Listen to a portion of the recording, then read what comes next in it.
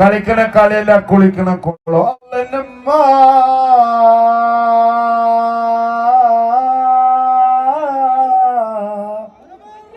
From the epic Lord is Hulk. പന്നളിച്ചാൻ പോയോക്കാലോ.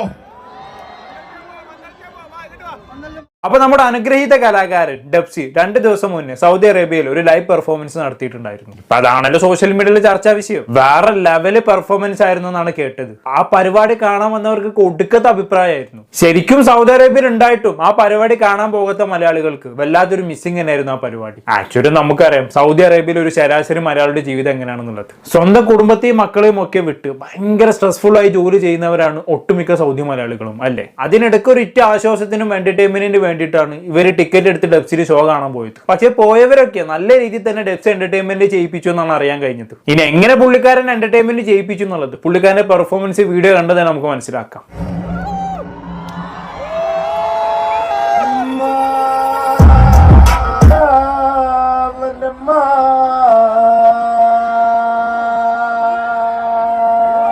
അച്ചോടാ പാവം. സ്റ്റേജിൽ കയറി ഉടനെ തന്നെ സ്വന്തം ഉമ്മാനാണ് വിളിക്കുന്നത്. അത് നീട്ടിയാണ് വിളിക്കുന്നത് ഉമ്മാന്ന്. പാവം സൗദി അറേബ്യയിലും കുടുംബത്തിന് വിട്ടു വന്നതല്ലേ, ഉമ്മനെ നല്ലോണം മിസ് ചെയ്യുന്നുണ്ടാവും. അതുകൊണ്ടായിരിക്കും ഉമ്മാന്ന് നീട്ടി വിളിച്ചത്. ഇതൊക്കെ കേൾക്കുന്ന സമയത്ത് നമ്മൾ ആദ്യമായിട്ട് കുട്ടികളെ LKG സ്കൂൾ കൊണ്ട് ചേർത്തുന്ന സമയത്ത് ഫസ്റ്റ് ദിവസം തന്നെ ചേർത്ത് പാരന്റ്സ് വരുമ്പോ കുട്ടികൾ കരിയല്ലോ എന്നും പറഞ്ഞിട്ട് ആ കരച്ചിലാണ് എനിക്കിത് കേൾക്കുമ്പോൾ ഓർമ്മ വരുന്നത്. എനിക്ക് തോന്നുന്നത് ഡെപ്സിനെ LKG കൊണ്ട് ചേർത്ത സമയത്ത് ഇതേമാതിരി കരഞ്ഞിട്ടുണ്ടാകും. സ്വന്തം ജീവിതാനുഭവങ്ങളിൽ നിന്നും ചീന്തിയെടുത്ത വരികളായിരിക്കും ഇത്. ഓരോ പാട്ടുകാരും വരികൾ ഡിസൈൻ ചെയ്യുന്നത് ഓരോ രീതികളിലാണല്ലോ. അങ്ങനെ ചെയ്തതാവും. അത് മനസ്സിലാകേണ്ടവർക്ക് മനസ്സിലാവും അല്ലേ ഡെപ്സി? എന്തായാലും ബാക്കി കരിഞ്ഞാട്ടെ.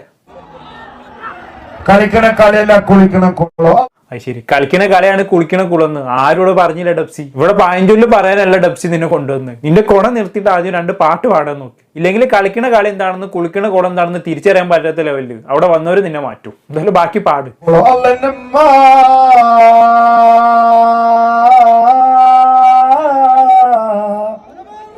From the epic Lord is Hulk. Hulk. അല്ലമ്മ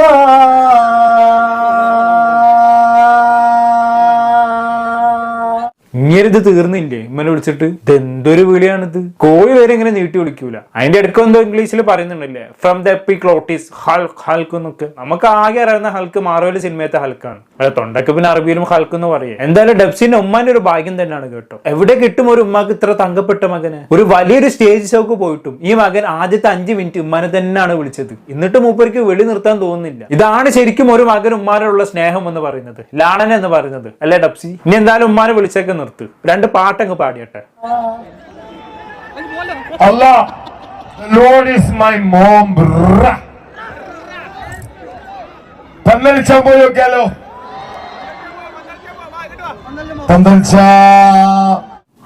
പന്തളിക്കാനോ? പന്തളിക്കാൻ ഇത് ഫുട്ബോൾ ഗ്രൗണ്ട് അല്ല, സ്റ്റേജാണ് ചങ്ങായി. ഇങ്ങനെയാണെങ്കിൽ മിക്കവാറും അവിടെ കാണാൻ വന്നവര് നിന്നെ വെച്ച് പന്ത് കളിക്കും. ഇവന്റെ കൊണേടി കണ്ടിട്ട് എനിക്ക് അങ്ങനെയാണ് തോന്നുന്നത്. എന്തായാലും ഡെപ്സി ഇതൊക്കെ നിർത്ത്. പാട്ട് പാടാനല്ലേ വന്നത്? അപ്പൊ ഒരു 5 മിനിറ്റ് എല്ലാവർക്കും വേണ്ടി ഒരു പാട്ട് പാട്. അവിടെ വന്നവരെല്ലാം ഡെപ്സിനെ പാഞ്ചുള്ളി കേൾക്കാനല്ല വന്നത്. അപ്പൊ അവർക്ക് വേണ്ടെങ്കിലും ഒരു 2 കളി അങ്ങ് മൂളിക്കേ. ഇനിയിപ്പോ പാടാൻ എത്ര പ്രയാസം ഉണ്ടെന്നുണ്ടെങ്കിൽ കുഴപ്പമില്ല. നിങ്ങൾ പാടി വെച്ച് ഏതെങ്കിലും പാട്ട് ബാക്ക്ഗ്രൗണ്ടിൽ പ്ലേ ചെയ്യിപ്പിച്ചോ, ചുണ്ടനിക്കാൻ മതി. അല്ല മുമ്പത്തെ സ്റ്റേജ് പെർഫോമൻസിലൊക്കെ അങ്ങനെ ആയിരുന്നല്ലോ, അതുകൊണ്ട് പറഞ്ഞതാണ്. അങ്ങനെയും ഈ കൊണാടി നിർത്തി 2 വരി പാട്. അതുകൊണ്ടാണ് പൂതിനെ കൊണ്ടെന്ന് പറഞ്ഞതാണ്. എന്തായാലും ഒന്ന് പാടിക്കാട്ടെ.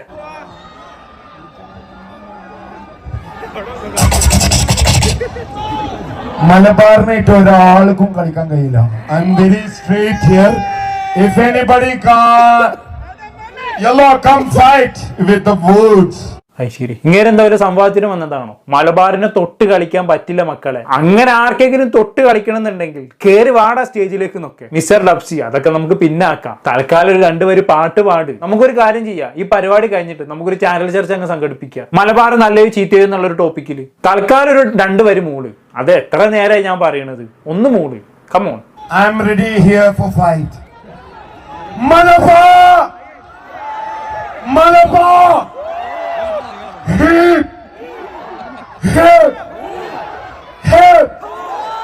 അത്താണ് മലബാർ എന്ന് പറഞ്ഞാൽ നിങ്ങൾക്ക് ആർക്കും തിരിയാത്ത സാധനമാണ്. അത് ശരി, എന്താ അവിടെ വന്നവരൊന്നും കേരളത്തിൽ നിന്ന് ആൾക്കാരില്ലേ? അല്ല അറിയാത്തോണ്ട് ചോദിക്കുക. മലബാർ എന്ന് പറഞ്ഞാൽ എനിക്ക് തിരിയാത്ത സാധനമാണൊക്കെ. എനിക്ക് സ്ഥലകാല ബോധമില്ല എന്ന് തോന്നുന്നു. എന്തൊക്കെയോ വായതൊന്ന് വിളിച്ച് പറയുന്നുണ്ട്. ഇത് സംഭവം എന്താണെന്ന് വെച്ചാണെങ്കിൽ ഇവര് റാപ്പ് സിംഗേഴ്സിനിടയിൽ എന്തൊക്കെയോ ഒരു പ്രശ്നം ഉണ്ടായിട്ടുണ്ട്. ഈ ഒരുവിധ റാപ്പേഴ്സ് ഒക്കെ വരുന്നത് കൊച്ചി ഭാഗത്തു നിന്നാണല്ലോ.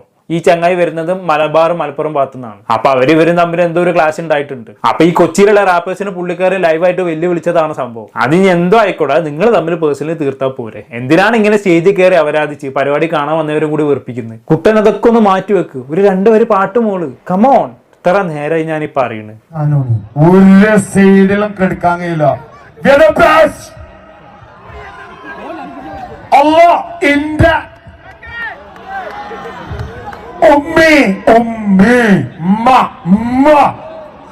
പിന്നെ ഉമ്മ ഇങ്ങനെയാണെങ്കിൽ സൗദിയിലേക്ക് ഇങ്ങനെ ഉമ്മാനെ കൂട്ടിയാൽ മതിയെന്നു, എന്നിട്ട് ആ സ്റ്റേജിന്റെ സൈഡിൽ അങ്ങനെ ഇരുത്തിയാൽ മതിയെന്നു. അങ്ങനെയെങ്കിൽ ഈ അവരാത് ഇത്രയും കേൾക്കേണ്ടി വരില്ലായിരുന്നു. ഇത് എത്രാമത്തെ തവണയാണ് ഉമ്മാനെ വിളിക്കുന്നത്? ഇങ്ങനെയാണെങ്കിൽ വിളിച്ചിട്ട് മടുക്കണില്ല. ഇഷ്ടം ബാക്കി പാടെന്തായാലും.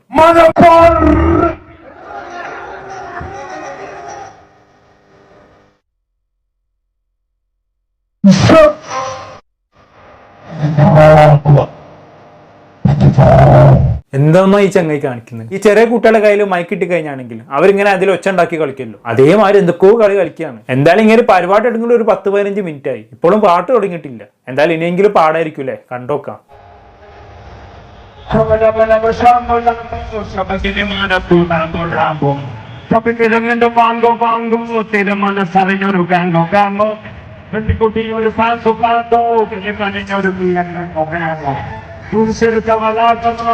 pada macam-macam bersedana, pada saya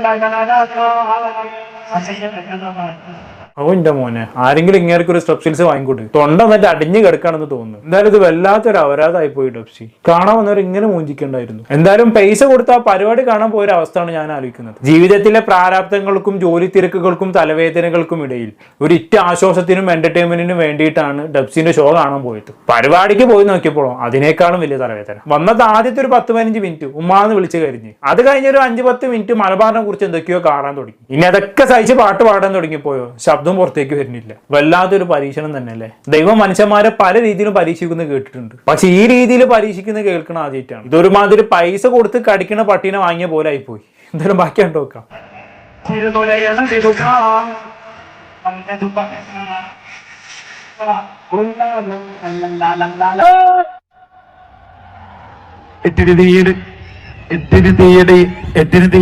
ഇങ്ങനാണെങ്കിൽ മിക്കവാറും അവിടെ പരിപാടി കാണാൻ വന്നവര് നിന്റെ മൂട്ടിന് തീയിടും. അതുവരെ ഉണ്ടാവും നിന്റെ ഈ കൊണയടി. എന്തായാലും ബാക്കി ഞാൻ കാണുന്നില്ല, ഇനി കാണാനുള്ള ത്രാണില്ല, അതുകൊണ്ടാണ്. എന്തായാലും പെർഫോമൻസ് ആക്കി തൂക്കി നോക്കുന്ന സമയത്ത് വേറെ ലെവല് പെർഫോമൻസ് ആയിരുന്നു. വന്നവരൊക്കെ 4 തെറി വിളിച്ചിട്ടാണ് ഇറങ്ങിപ്പോയെന്നാണ് കേട്ടത്. എന്തൊക്കെയായാലും എങ്ങനെ നടന്ന മനുഷ്യനായിരുന്നു, മിടുക്കനായിരുന്നു ഒരു കാലത്ത്. ഇപ്പൊ അത് എങ്ങനെ ആയിപ്പോയി. എന്തായാലും ഈ പ്രോഗ്രാമുമായി ബന്ധപ്പെട്ട് നമ്മുടെ ബിഗ് ബോസ് ഫെയിം ആയിട്ടുള്ള ആര്യ ബഡായി പുള്ളിക്കാർ ഒരു കമന്റ് ചെയ്തിട്ടുണ്ടായിരുന്നു. ഞാൻ ആ കമന്റ് വായിച്ചുതരാം. ഇത്തരം ആളുകളെ കൊണ്ടുവന്ന് ലക്ഷങ്ങൾ മുടക്കി പരിപാടി ചെയ്യാൻ എല്ലാവർക്കും വലിയ ഉത്സാഹമാണ്. എന്നാൽ കഷ്ടപ്പെട്ട് ഇൻഡസ്ട്രിയിൽ പിടിച്ചു നിൽക്കുന്ന ഒരു ആർട്ടിസ്റ്റ് 100 രൂപ കൂടുതൽ ചോദിച്ചാൽ അപ്പൊ ദാരിദ്ര്യം പറയും. പിന്നെ അവരെ പരിപാടിക്ക് വിളിക്കുകയില്ല. കഷ്ടം തന്നെ അല്ല, അത് ശരിയൊക്കെ തന്നെയാണ്. പക്ഷെ എല്ലാത്തിനും മുകളിൽ ഈ പരിപാടി സംഘടിപ്പിക്കുന്ന ആൾക്കാർക്ക് ബിസിനസ് ആണല്ലോ ലക്ഷ്യം. ഇവിടെ ഡെപ്സിനെ പ്രോഗ്രാമിൽ വിളിച്ചു കഴിഞ്ഞാണെങ്കിൽ ആ പ്രോഗ്രാമിൽ ലക്ഷക്കണക്കിന് അതല്ലെങ്കിൽ കോടിക്കണക്കിന് ആളുകളിലേക്ക് എത്തും. നേരെ മറിച്ച് ഏതെങ്കിലും ചെറിയൊരു ആർട്ടിസ്റ്റിനെ വെച്ച് പ്രോഗ്രാം നടത്തി കഴിഞ്ഞാണെങ്കിൽ അത് 1000-10,000 പേര് തികച്ച് കണ്ടാലായി. അതാണ് അവരെ വിളിക്കുന്നു ഡെപ്സിനെ വിളിക്കുന്നു തമ്മിലുള്ള വ്യത്യാസം. കഴിവിനേക്കാളും എല്ലാവരും വലുതാക്കി കാണുന്ന ബിസിനസ് തന്നെയാണല്ലോ. അത് ഏത് മേഖല എടുത്തു നോക്കിയാൽ അങ്ങനെ തന്നെയാണ്. ഒന്നും വേണ്ട. ഇപ്പൊ മോഹൻലാലിന് വിജയിന്റെയും സിനിമകൾ നിരത്തി പൊട്ടിയിട്ടും അവരെ വെച്ച് സംവിധായകന്മാർ സിനിമ എടുക്കാൻ തയ്യാറാവുന്നില്ല, പ്രൊഡ്യൂസർമാർ അവർക്ക് വേണ്ടി പണം കൊടുക്കാൻ തയ്യാറാവുന്നില്ല. എന്തുകൊണ്ടാണ്? പടം എത്ര ഫ്ലോപ്പ് ആയാലും ഇറക്കിയതിനേക്കാളും നല്ല തുക അവരെ വെച്ച് സിനിമ ചെയ്യുമ്പോൾ കിട്ടുന്നുണ്ട്. കഴിഞ്ഞ 2-3 വർഷത്തെ കണക്ക് പ്രകാരം മോഹൻലാലിനെ വെച്ചും വിജയനെ വെച്ചും ചെയ്ത ഒരു സിനിമയും പ്രൊഡ്യൂസർക്ക് നഷ്ടം ഉണ്ടാക്കി കൊടുത്തിട്ടില്ല എന്നാണ്. അതുകൊണ്ടാണ് അവർ ഇപ്പോഴും സിനിമകൾ ചെയ്തുകൊണ്ടിരിക്കുന്നത്. സെയിം പോലെ തന്നെയാണ് ഡെപ്സിക്കും. എന്തൊക്കെയായാലും ഡെപ്സിനെ വെച്ച് ചെയ്യുമ്പോൾ ആ റീച്ച് വേറെ തന്നെയാണല്ലോ. അതത്രേ ഉള്ളൂ. പിന്നെയുള്ള ഒരു ഓപ്ഷൻ എന്ന് പറയുന്നത് ഈ ഡെപ്സിനെ പോലുള്ള ആളുകൾ സ്വയം മനസ്സിലാക്കി സ്വമേധയാ പരിപാടിക്ക് വിളിക്കുമ്പോൾ പോവാതിരിക്കുക. അതായിരിക്കും നന്നാവുക. എന്നിരുന്നാലും ഇതിനിടയ്ക്ക് ഡെപ്സി ഒരു പോസ്റ്റ് ഇട്ടിട്ടുണ്ടായിരുന്നു. ഞാൻ ആ പോസ്റ്റ് ഒന്ന് വായിച്ചുതരാം. I hope this message find you in great spirits. I want to take a moment to share some important news with all of you. After much reflection and consideration, I have decided to take a 1-year break to focus on my personal growth and creativity.